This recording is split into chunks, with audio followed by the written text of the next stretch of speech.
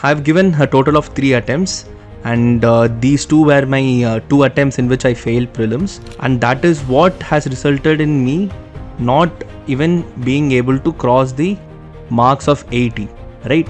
So this is what happened to me in my first 2 attempts.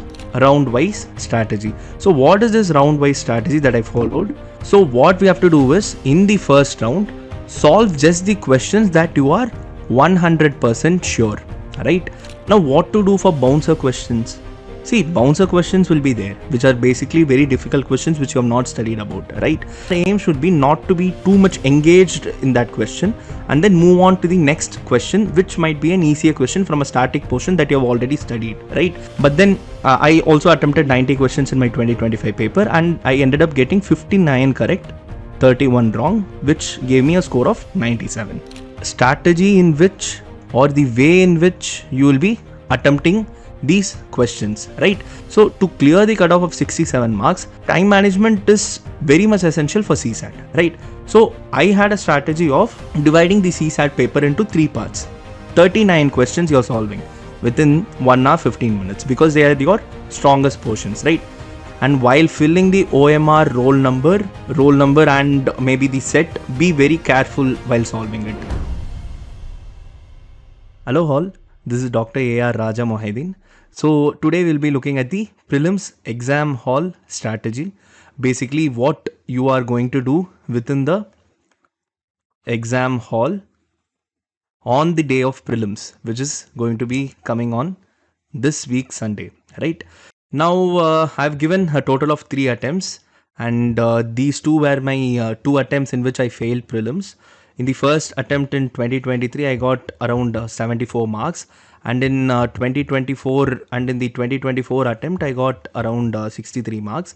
And in both these exams, primarily the way that I carried myself, during the exam hours was not good, and that is what has resulted in me not even being able to cross the marks of 80, right? So this is what happened to me in my first 2 attempts, and this is the third attempt in which I was successful. I got 97 marks while the cutoff was around 92 point something was the cutoff, and I got 97.34 this attempt. So what changes did I bring? What strategy did I follow on the exam day that made me to get this marks is what I'm going to be sharing with you today. So basically what helps you to have that calm and composed mindset is basically having a strategy for yourself. So you have to have a strategy for yourself. Basically it should contain, number one, the number of questions that you're going to attempt and the strategy in which, or the way in which you will be attempting these questions, right? So these two things are very much important for you to have prior, beforehand, before you are entering the exam hall, because many people, what they do, they don't decide upon the number of questions that they're going to attempt or the way in which they're going to attempt and do it within the exam hall. This creates a lot of confusion and tension, and again it breaks your calmness and composure, and that again results in you making a few questions go wrong. So to prevent this from happening, have a prior strategy for yourself. So I had a round wise strategy. So what is this round wise strategy that I followed? So basically it is a 3-round strategy that I followed, right? So what we have to do is, in the first round, solve just the questions that you are 100% sure, right?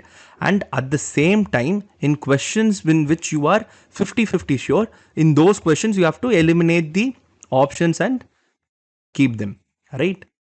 So this is the basic strategy for the first round.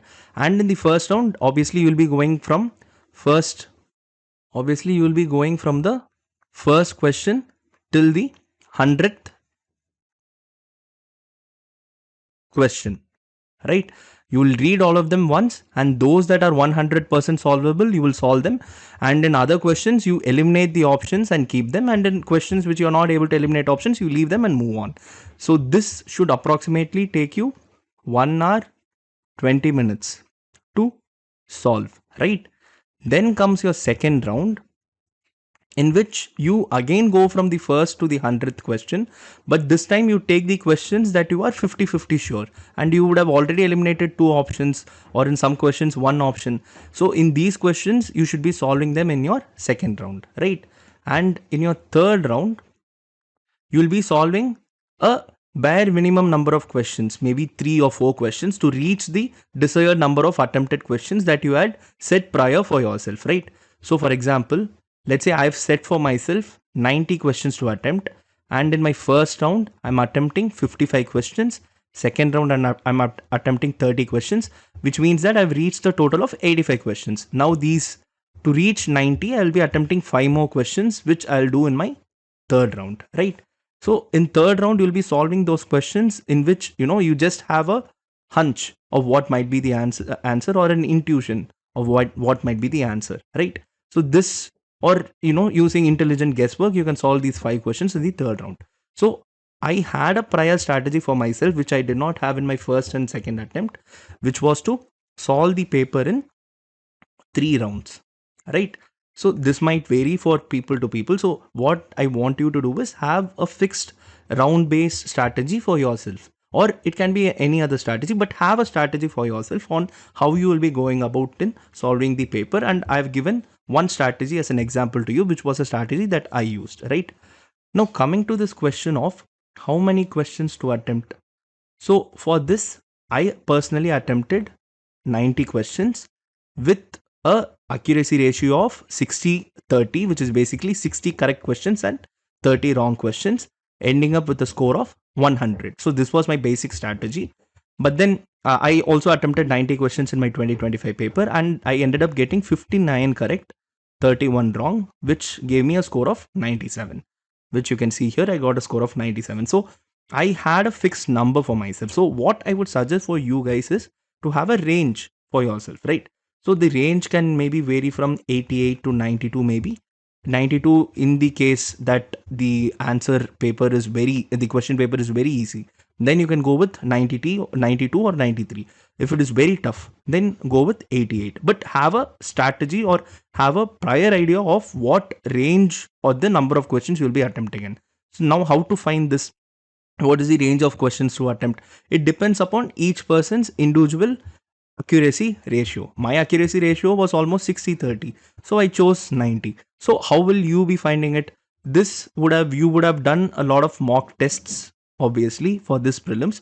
So based on these mock tests, you assess your performance in them, and you decide upon how many questions that you'll be attempting, the range in which you'll be attempting. But the major idea is that you have to have a prior idea. So don't decide on the exam hall, but decide it beforehand the range you will be scoring, range you will be marking the questions in. If for example your accuracy ratio is 60-30, similar to mine, then keep it as 90. And if it is very tough, the paper is extremely tough, then we can maybe go down till 87 to 88. And if it is very easy, then we can increase it to 91, 92 even. So this was my thing. So you also have a fixed number of questions that you'll be attempting within the exam hall. And coming to time management and how you will be managing your time, again for this, I had a strategy of 3 rounds, right, to solve it one after the other. So the first round took me 1 hour 20 minutes. The second round took me again half an hour. So totally we have 10 more minutes left, and in this 10 minutes I spend the timing for the marking the third round, right? And regarding other minor things like bubbling OMR, I used to bubble the OMR after each and every question. In the first round, if I'm solving a question, immediately I will bubble it. In the second round, again, if I'm solving a question, immediately I will bubble it. In the third round, if I'm solving it, immediately I will bubble it. I did not take up a separate time to bubble, right? So I bubbled it along with the question, right? So what will you be doing within the exam hall? Have a fixed strategy for yourself on how you will be solving the paper, and have a prior idea of how many number of questions you'll be attempting, and based on the difficulty, maybe reduce it by 2 or increase it by 2, and then bubble the question as along with the attempts, right? So that you don't waste a lot of time in just bubbling the questions. And while bubbling the OMR, what happens is sometimes when bubbling it together, what happens is that people tend to make mistake, and even if you skip one question, then the entire paper goes wrong. So this is why I had a strategy of bubbling it along with solving the questions, right? So you can also follow a similar strategy. So if you follow this, you will automatically become calm and composed, right? And your confidence will be boosted. Now, what to do for bouncer questions? See, bouncer questions will be there, which are basically very difficult questions which you have not studied about, right? Difficult questions like bouncer questions are going to be there in the paper, obviously. But our aim should be not to be too much engaged in that question and then move on to the next question, which might be an easier question from a static portion that you have already studied, right? So that is why in the first round, only solve those questions that you are 100% sure of, right? So whenever you encounter a bouncer question, immediately skip to the next question, right? That is what will also help you in time management. So this is the basic strategy for the GS paper. Now we'll look at the CSAT paper. Now for CSAT, the main thing that happens is time management, right? Time management is the issue that many people face, and this is why they're not able to clear the cutoff of 67 marks. So to clear the cutoff of 67 marks, time management is very much essential for CSAT, right? So I had a strategy of dividing the CSAT paper into three parts. Your strongest part should be coming first, the next strong part should come second, and your weakest part should come third, right? So there are three categories. You have your reading comprehension, you have your logical reasoning, and you have your max aptitude, basically, right? So for me, it again varies. For some people, max might be their strongest, right? For some people, reading comprehension might be their strongest. For some people, logical reasoning might be their strongest. So I spent a lot of time on the strongest part, which is for me was the reading comprehension, and the second most stronger part for me was logical reasoning, and my weakest part was max. So this was the order in which I solved. And how much time did I take for each one of them? For the first part, I took 45 minutes. Then in the second part, I took half an hour. So this comes down to 1 hour 15 minutes. And in this 1 hour 15 minutes, you would have completed two of your strongest portions in CSAT. This itself would have helped you to clear the cutoff of 67 marks. Because technically, logical reasoning, there are 10 questions in it, and reading comprehensions, there are 29. So 29 plus 10 comes out to 39 questions you're solving within 1 hour 15 minutes, because they are your strongest portions, right?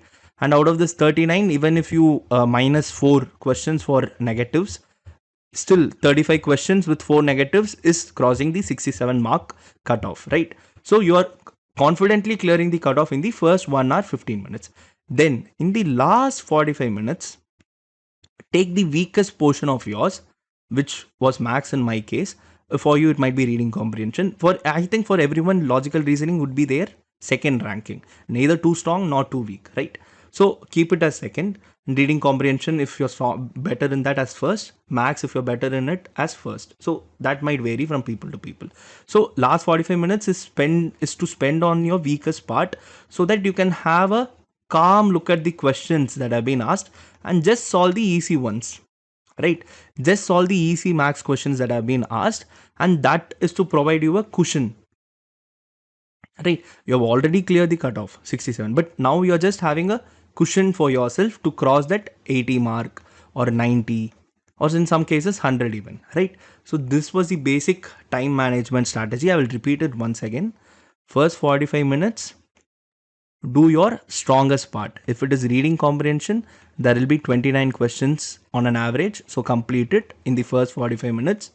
If for you it is max, in the first 45 minutes, if you're doing max, then try to solve a minimum of at least 28 max questions in the first 45 minutes, right? Then coming to the second round, which will be of half an hour, in this logical reasoning should be solved. This on an average is around 10 questions, right? Then your third round is basically the toughest part, which for some people might be max or some people might be RC.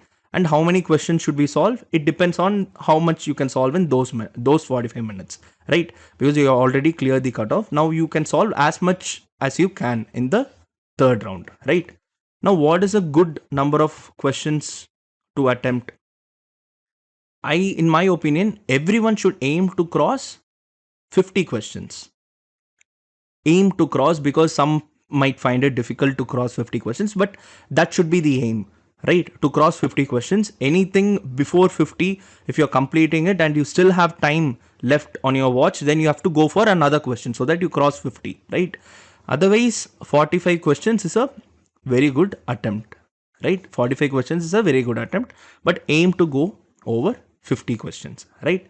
So this is it about the exam hall strategy of what you will be going to be focusing on for both GS as well as CSAT. Apart from this, there are minor things like take your black ballpoint pen, something which you have tried and tested before. So take that black ballpoint pen, right? So that is the thing. And while filling the OMR roll number and maybe the set, be very careful while solving it. It is fine even if you take a minute or two to do this, because if not filled correctly, it might cost you an attempt. So fill it correctly. Maybe use a scale. So use a scale to properly align it and fill your roll number properly in the OMR, bubble it properly. So with on this note, I would like to end this session, and all the best for everyone giving CSE Prelims 2026. See you.